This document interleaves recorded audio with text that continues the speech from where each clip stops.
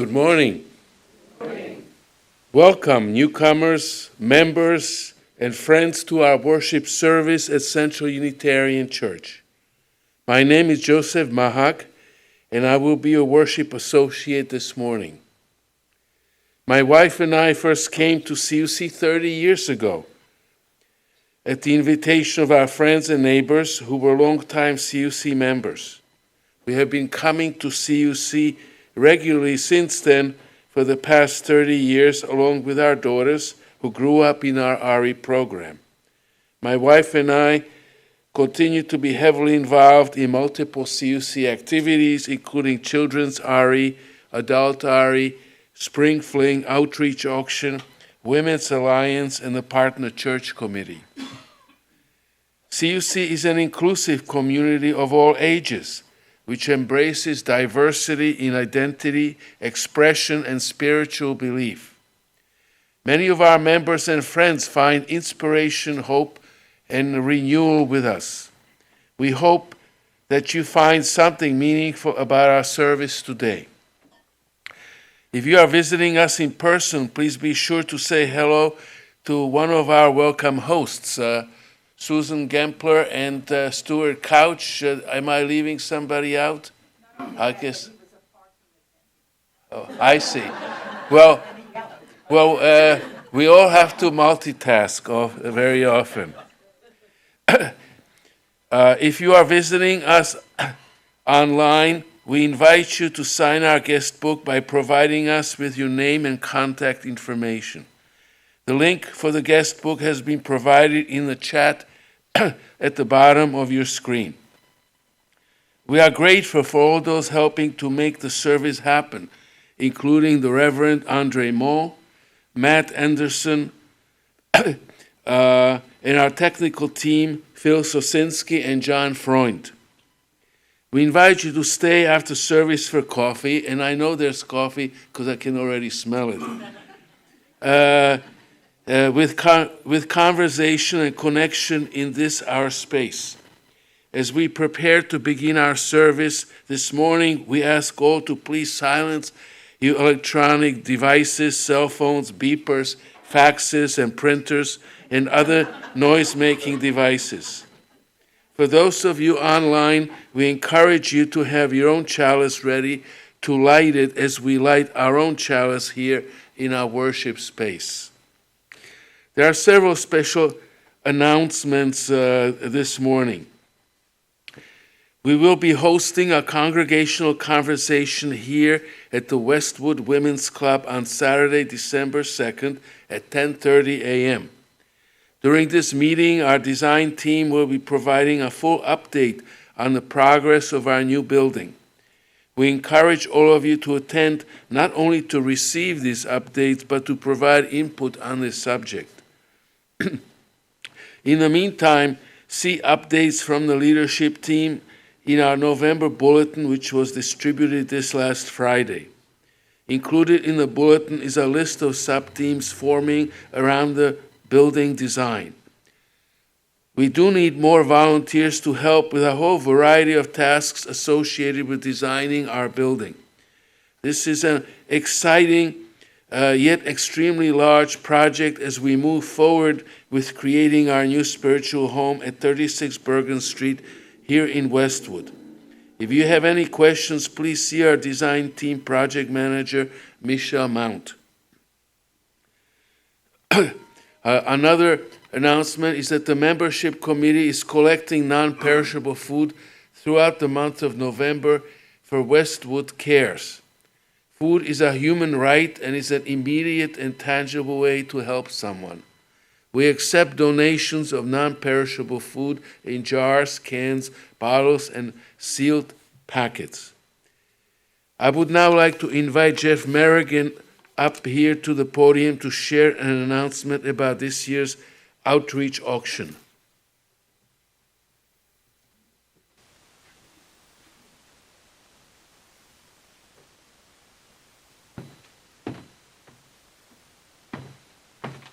Morning. Can't believe I've been coming up here 11 years, to talk about the auction. So I guess there were no term limits on this position. You know. So here we are again. Our yearly outreach auction. This is year 23. Hard to believe. So again, this year we will be doing it virtually, as we really don't have a space to do it in. So we're going to do it virtually again this year. So it will begin on December 2nd. So as you know, for the last 22 years we've been supporting nonprofit organizations in Bergen County. They've dealt with things like hunger, homelessness, immigration, asylum seekers, LGBTQ rights, plus rights, domestic women's and child abuse, and working poor, to name a few. Since 2001 or 2000, we've raised over $730,000, with 100% of the proceeds going to the charities. This year, we'll be supporting Family Promise of Bergen County, the Northern New Jersey Sanctuary Coalition. Seeing if I can do this by heart without looking at my notes. So, YCS Holly House, Community Meals, the Bergen County LGBTQ Plus Alliance, and who did I forget? Who? BBMI, that's right. Okay. So even though these organizations raise money, it's been more difficult during these times. So always ask people to reach out, do what they possibly can. I know it's not easy. We're all struggling to make ends meet in these tough times, but if you can give to the extent that you're able, that would be great. So what can you do to help support it? Well, obviously register online. There should be a link to register online probably within the next week or so. So you can go on and register for the event. You can make a donation of an item if you wish, a tricky tray basket, an item to a gift certificate to a restaurant, any type of gift certificate. You could see me or somebody on the outreach committee, which is Pam, Helen, Brooke, Robin, Linda, and did I forget anybody?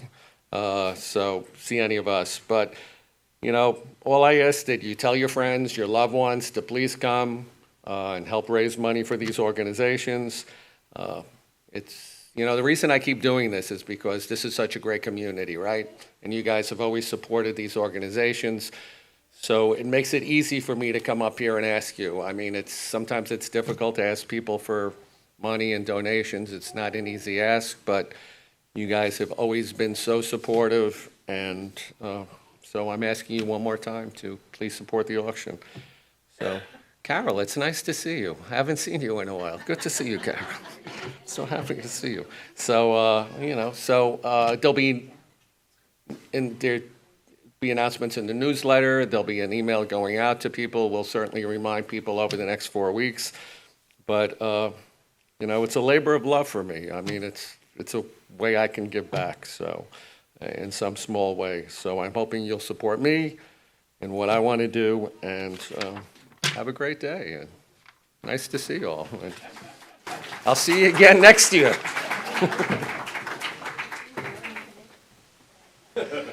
Thank you, Jeff. And now, let us begin our gathering in earnest.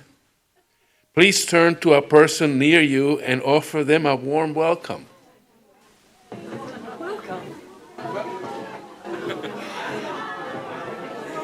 Welcome, man.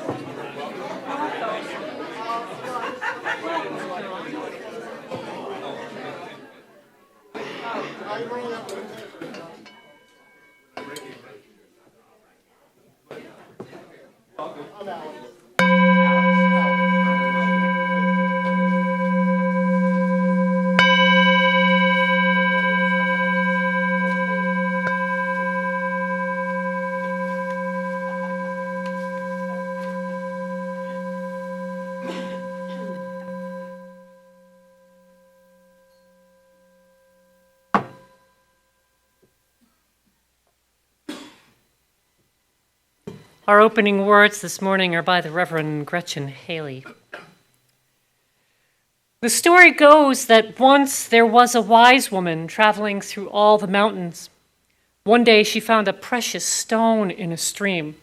She was so happy and grateful it could change her life. The next day she met a man traveling just like her through the mountains. He was hungry and she was happy to share her food. But as she opened her bag, the man saw the stone, and he knew that with this stone, he would be able to eat all his favorite foods. His mouth watered, imagining all the incredible flavors, all the ways his life would be filled with so much goodness. Instead of the food, he asked, "Can I have that stone?" The woman looked at him. Of course. And just like that, it was his. The man was so happy, he ran quickly away, afraid she would change her mind. A few days later, however, the man appeared again, carrying that stone in his hands.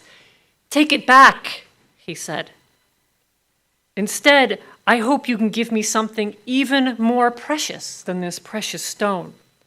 I hope you can give me whatever it is within you that made it so easy for you when I asked to just give it away."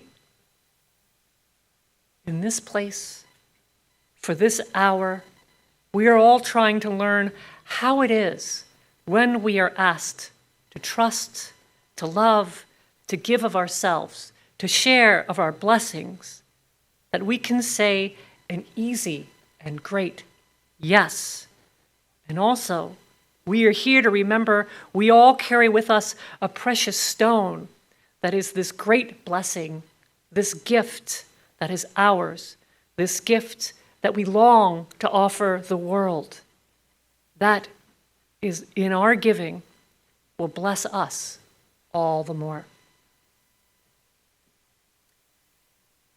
I invite you to rise in body or spirit for our opening hymn. It's 404 in the gray hymnal. The lyrics are up here on the screen. This is a new hymn to us, so I'm going to ask Matt to just play it through once for us so we get used to the tune, and then we will sing it through.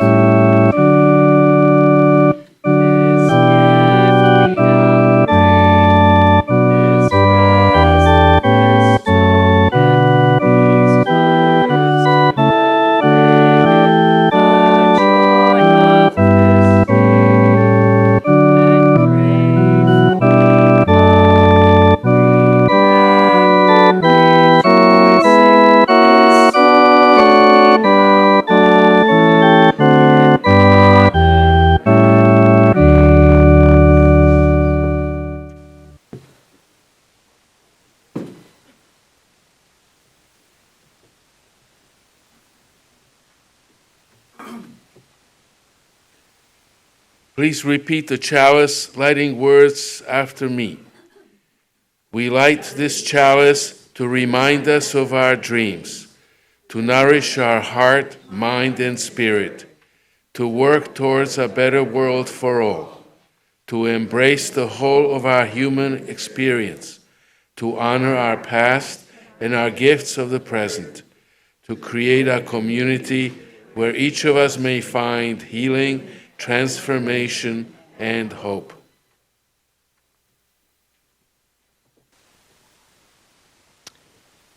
Today I bring a story to share with you, What is Given from the Heart, by Patricia C. Machac and illustrated by April Harrison. It was a rough few months for Mama and me. We were already poor, but we got poorer last April when Daddy went to sleep on the front porch and never woke up. Mama cried and cried because Daddy didn't have a suit to be buried in. Come June, we lost the farm and moved to a run-down shotgun house in the Bottoms. On Friday the 13th, it rained frogs. Everything flooded, and Smitty, my dog, disappeared. Misery loves company, Mama said, shaking her head as she swept water out the back door. I hugged her up close, the way I always did when she was sad or I was scared. Long as we have our health and strength, we're blessed, James Otis, Mama said, trying to sound brave, but things didn't get any better. We got an early snowfall in November, and Christmas was skimpy, but we made it through the new year. For I realized February was upon us, with Valentine's Day just 2 weeks away. One Sunday, Reverend Dennis made an announcement during services. Just as we always do, we'll be delivering love boxes to needy folk in our community, he said. Irene Temple and her little girl have lost everything in a fire. We must add them to our list. Next week, bring whatever you think might be useful to them. Remember, what is given from the heart reaches the heart. James Otis, we need to help out, Mama said on the walk home. I came back with, how are we going to do that, Mama? We ain't got nothing ourselves. Mama kept right on talking. Sister Bunch told me the daughter's name is Sarah. She's 7, 2 years younger than you. You can find a little bit of something for her, don't you think? I wasn't convinced. What do I have that a little girl would want? Now, said Mama. Remember what Reverend Dennis said. What is given from the heart reaches the heart. That night, I lay warm and toasty under one of Mama's quilts. Still, it made me tremble to think about fire taking away what little we did have. What can I give to Sarah to make up for all she's lost, I wondered. I considered the blue ribbon I'd won in the school spelling bee. Nah, the award was important to me, but it would mean nothing to her. I looked over at my beautiful sparkling rock, the one I'd found down by the creek. But how would that help Sarah? You can't eat a rock.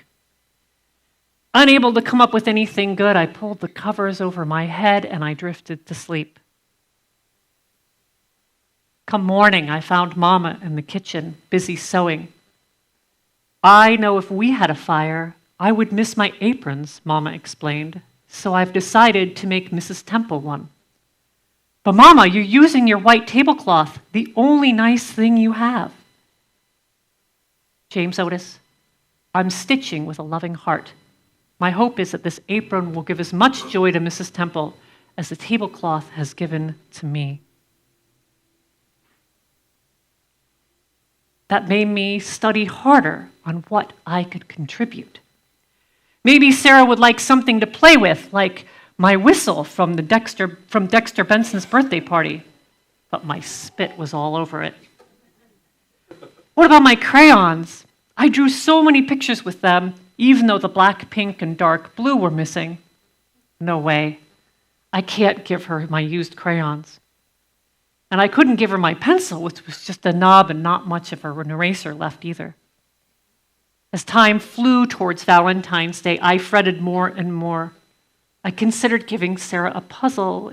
It didn't bother me that 2 pieces were missing, but it might bother her. That wouldn't do, not even with a bow on it. And neither would my capeless Superman Halloween costume. Then I remembered my book, Things That Roll. Mama paid 10 cents for it at the resale shop. I read it every night until I'd memorized each word, and then I drew pictures of all the stuff that rolled. Sarah might enjoy my book, I thought, but maybe she didn't like trucks and marbles and such. Still, it got me to thinking. I gathered my crayons, my pencil, and some paper, and got busy. On the Sunday before Valentine's Day, we were off to church. Along the way, Mama told me, as usual, the trustees will deliver the love boxes to the homes of the needy, but Reverend Dennis has invited the Temples to receive theirs at Olive Chapel so they can meet the congregation. The church was full. Mama beamed as she carefully placed her apron in the box. When we presented the Temples with our love box filled with all kinds of clothing, food, tools, toys, Mrs. Temple was overcome with emotion, and the congregation shouted, "Amen." "Here," I said. Oh, I've missed a piece, sorry. Even so, Sarah seemed sad and afraid. She clung to her mama's arm. "Here," I said, handing her my gift. "I wrote it, drew pictures, and put it together by myself just for you." Sarah managed to smile, and she stared at the book that I'd made. Then, real slow-like, she read the cover. From My Heart to Your Heart by James Otis Petway. It's about a little girl named Sarah, and don't tell me, she said. I want to read about myself by myself. I can't believe it, she squealed, a book about me. And then she covered her mouth to catch a giggle. Seeing little Sarah happy made me happy too. I laughed out loud. I put some hard words in so you can look them up, I said. You sound like my teacher. Sarah pressed the book to her heart, closed her eyes, and whispered, Thank you, James Otis. I will keep this book forever and ever. Walking home, Mama held my hand. The Temples looked very grateful, she said. I think we reached their hearts, I said. Mama nodded. I'm proud of you, James Otis. How come? I asked. 'Cause you're you. Suddenly, Mama stopped. Looked, there's something on the porch, she said. I rushed ahead, and there it was. A love box had been delivered to us. And our hearts rejoiced. Our hearts rejoiced.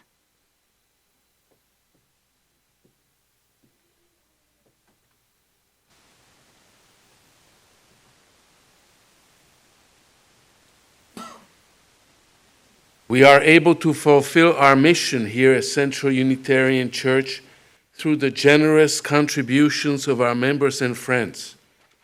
Your financial gifts help us to maintain our operating budget, which includes paying for our staff and programming.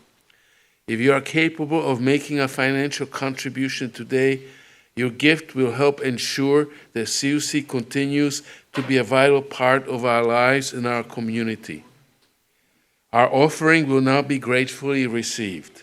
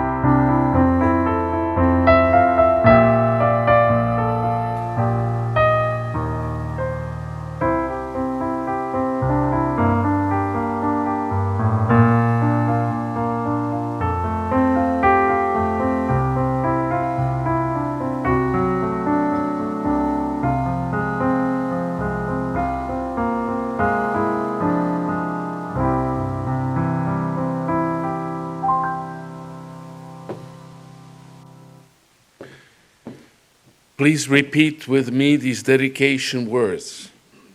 We dedicate these gifts in service of our mission to welcome all into a home of spiritual diversity that challenges us to become our best selves, to minister to one another in love, and to serve the greater community.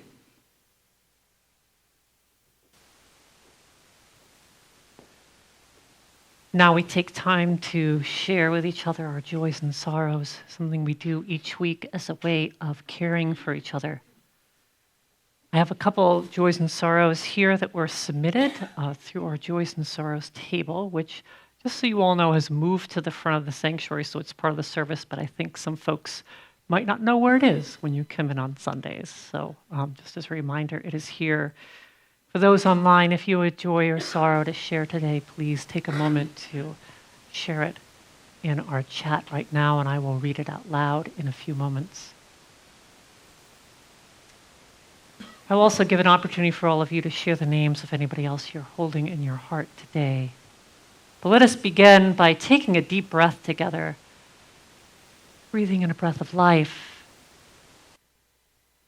breathing out a breath of love,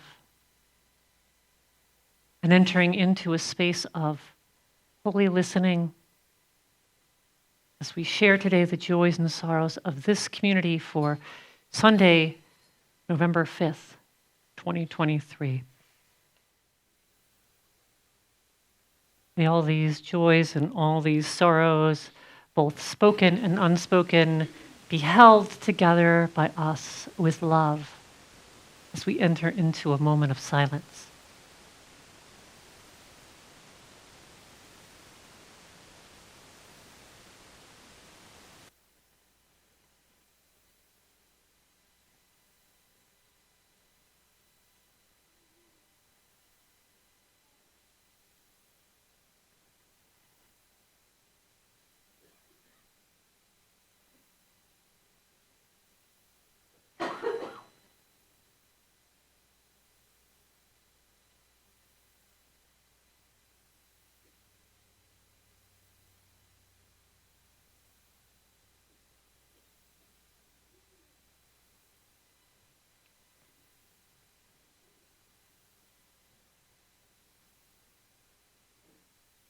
Spirit of life, we come today with joys. Joys, the beauty of the world. Joys and milestones in our lives. Birthdays, anniversaries. New friendships, relationships, new chapters of our lives. We come today with heartache for the world's suffering, and with anger and exhaustion at the violence that exists in this world. And we come today each with our own gifts, which are a blessing to this world. May we not be tempted to hide them, to keep them to ourselves. May we do what we are meant to do. May we share them. And in so doing, may we bring about more joy, more compassion, more beauty, and more love to all of our lives. Blessed be. Amen. I invite you to remain seated to sing our next hymn, one that's familiar to us. It's a rather short hymn, so let's play it through twice. This is from You I Receive, number 402 in the Gray Hymnal.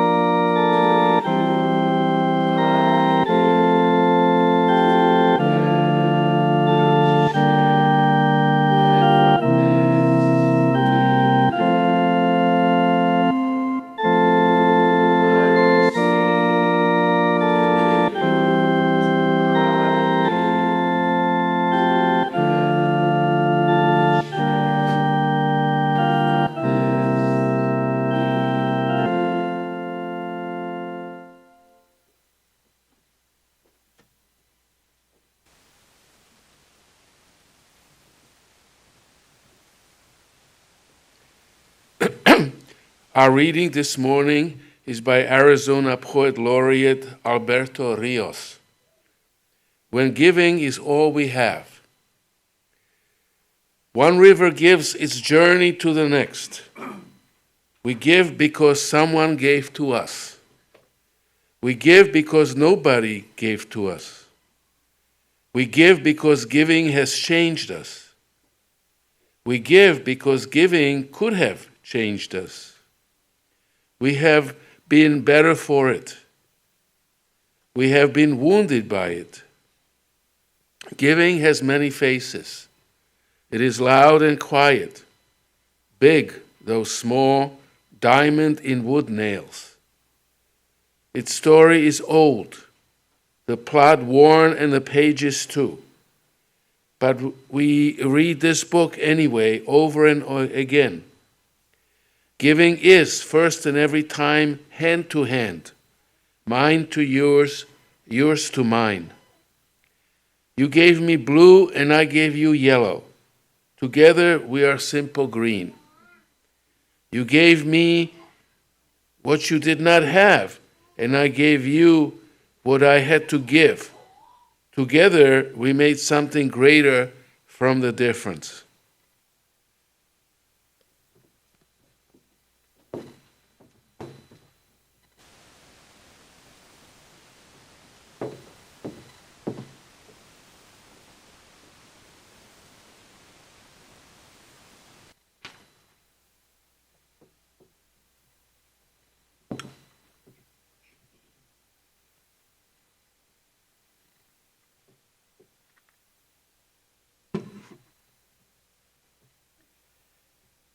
In our story about James Otis and his mama, we're reminded that giving something of ourselves is always possible, even in situations when we don't have much to give.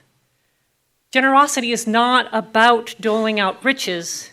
It's about sharing something of ourselves with others. And in our story, we're reminded that such generosity spreads. It sparks something greater.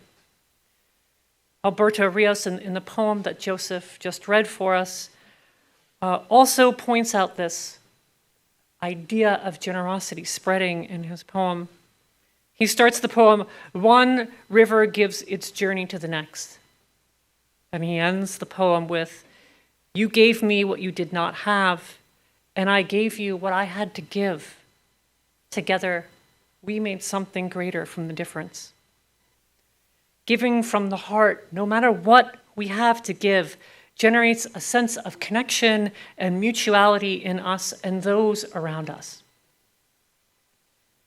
This month's theme for us to look at in worship and in study groups is generosity. And generosity, when I was looking at this, is interesting because it's never mentioned. The word generosity is never mentioned in our UU principles and sources which we have used to define our tradition and guide our tradition over the last 4 decades. Yet the UUA Article 2 Study Commission, in their most recent re-articulation of our UU shared values, included generosity as one of the 7 values that they named.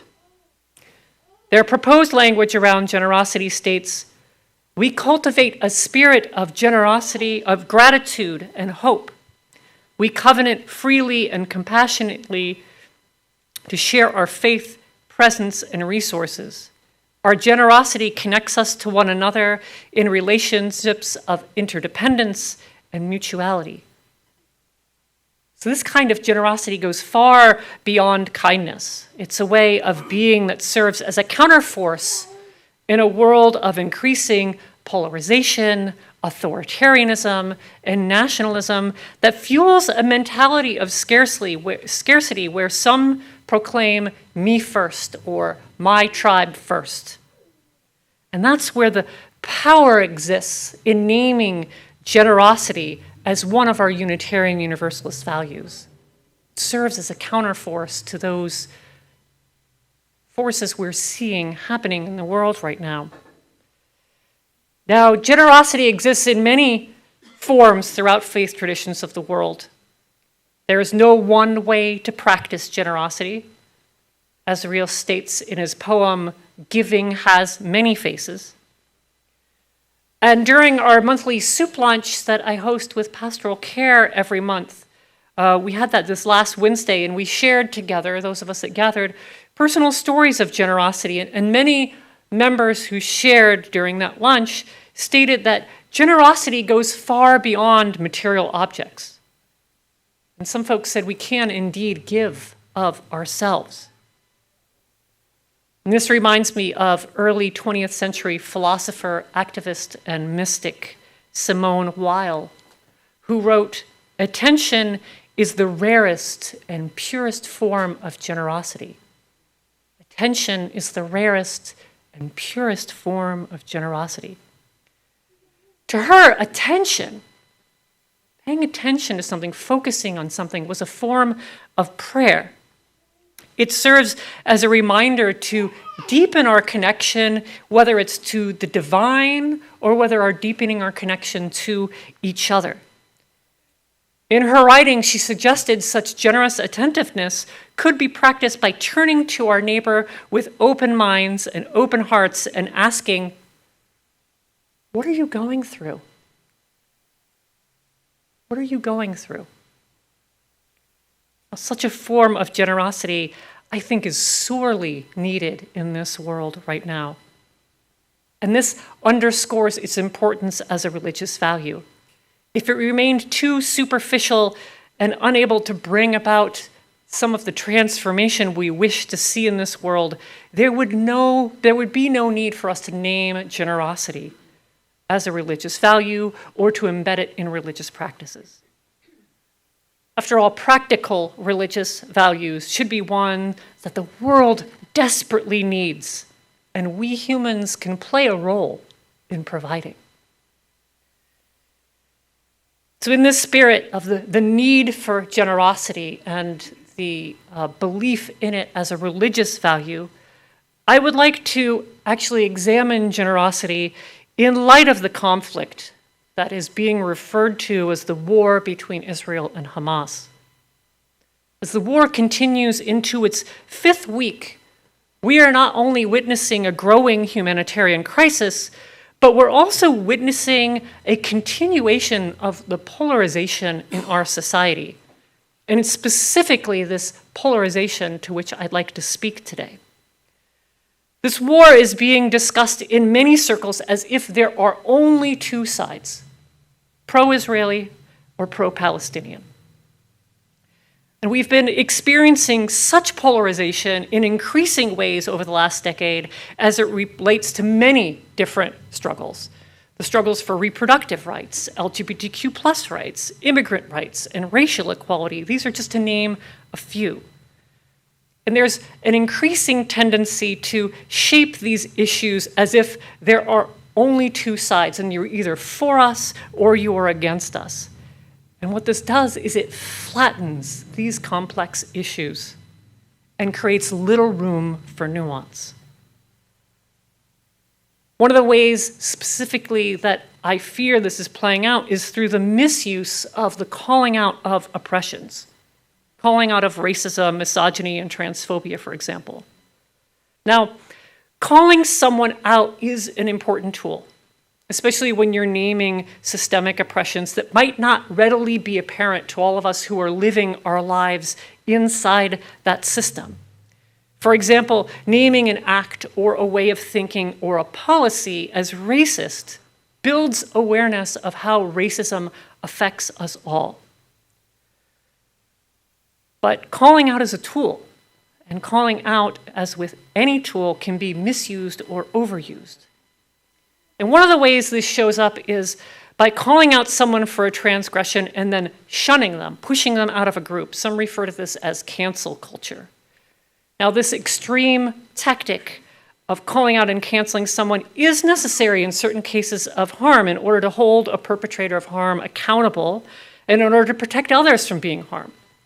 For example, the Me Too movement made it very clear that it was necessary to call out and cancel powerful individuals like movie executive Harvey Weinstein.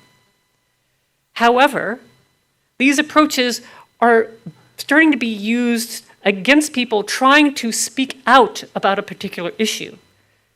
And the problem is, how do we determine if someone who disagrees with us on an issue is perpetuating harm or simply voicing another perspective? In the weeks following the attacks by Hamas on Israel on September 7th, for example, people criticizing the Israeli government are being labeled as anti-Semitic and facing repercussions such as losing their jobs. Are they really perpetuating harm against the Jewish people, or are they voicing an unwanted perspective on a complex topic? That does depend on what they are saying, of course. And I do want to be very careful to say that there's real anti-Semitism and there's real Islamophobia that is happening in the aftermath of these attacks. There's a Cornell student that was arrested just this week for threatening to shoot Jewish students on campus. A 6-year-old Palestinian, Wadia Al-Fion, was killed and his mother critically injured by his landlord because he was Muslim. These acts need to be called out and need to be named for the heinous acts that they are, and they need to be condemned. But we also have to ask, where is the line? Where does the line exist in such calling out?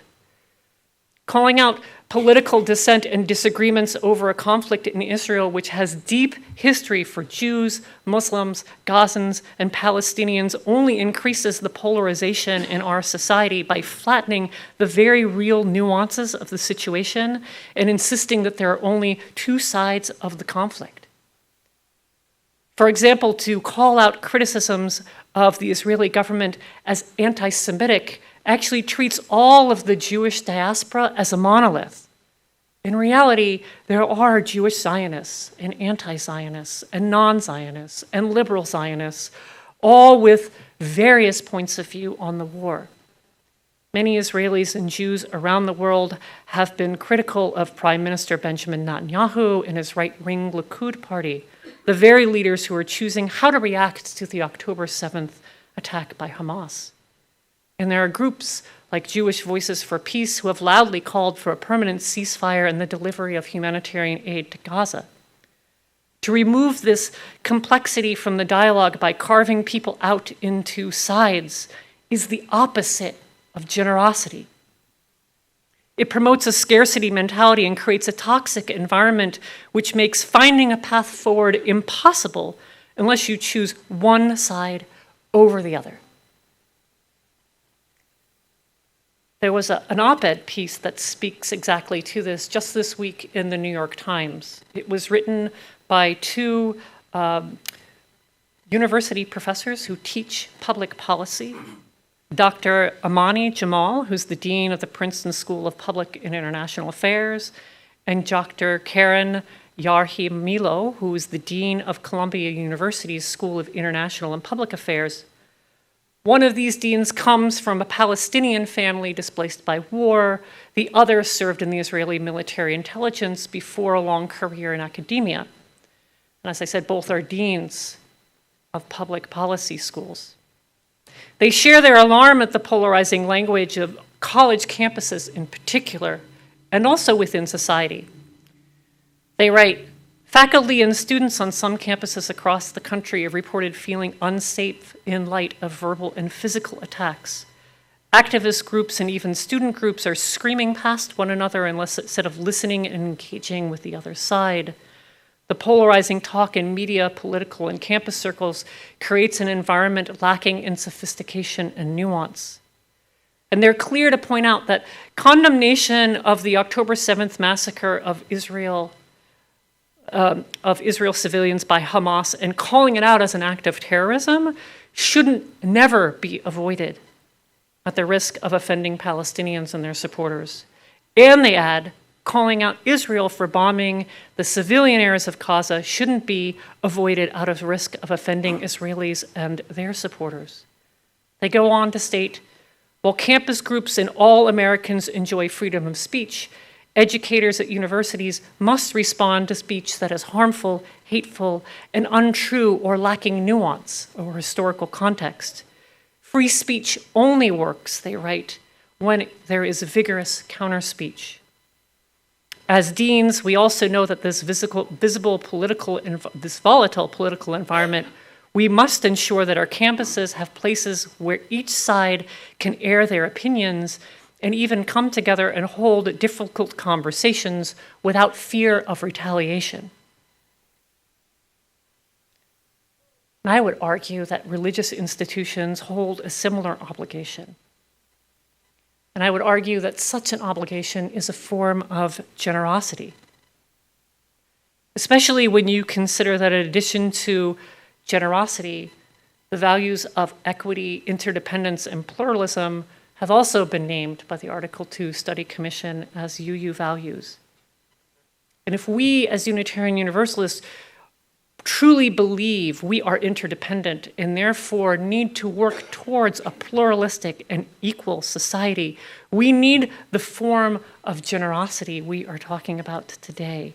A generosity in the form of attention, paying attention to nuance, to harm, to history, and to context. In such a way, we prevent ourselves from falling into the false belief that such complex issues facing our world community are as simple as a battle between two sides. Such work of generosity begins, as Simone Weil reminds us, with asking, "What have you been through?" We turn to each other in these complex, in these hurtful, in these demanding times, and we ask ourselves, what have you been through? And in so asking, we work our way through the difficult, and in such cases as war, the very difficult conversations that follow. We need this form of generosity to move forward, especially if we truly believe that war and violence are not solutions to our problems and that there are other ways forward. So from this perspective, I am proud that generosity has made its way into articulation of Unitarian Universalist values. And I believe we should not only proudly proclaim it as our value, but we should find ways to practice it each and every day.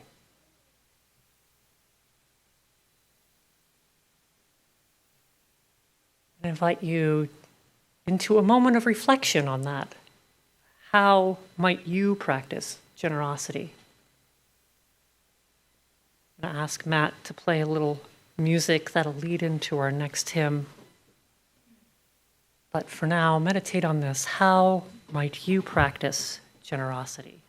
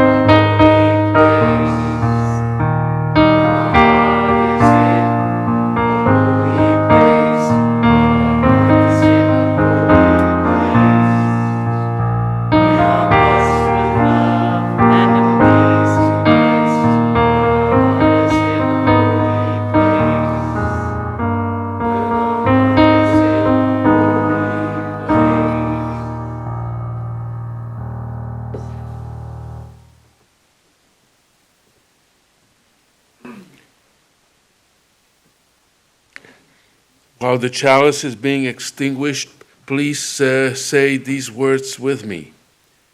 We extinguish this chalice flame, but not our promise to each other, to act with grace, to hold each other in love, to serve this community in our world. This promise of the heart serves as a reminder of how we live together. May it bring joy to our collective lives. Beyond a world of simplistic truths, beyond a society based on false dualities, that is where we will find a world which we know in our hearts is possible. A world where we honor our interdependence through our daily practice of generosity, where the act of giving and receiving of our time and our talents and our attention are never questioned, because all of us understand that is how we arrive at beloved community. Blessed be. Amen.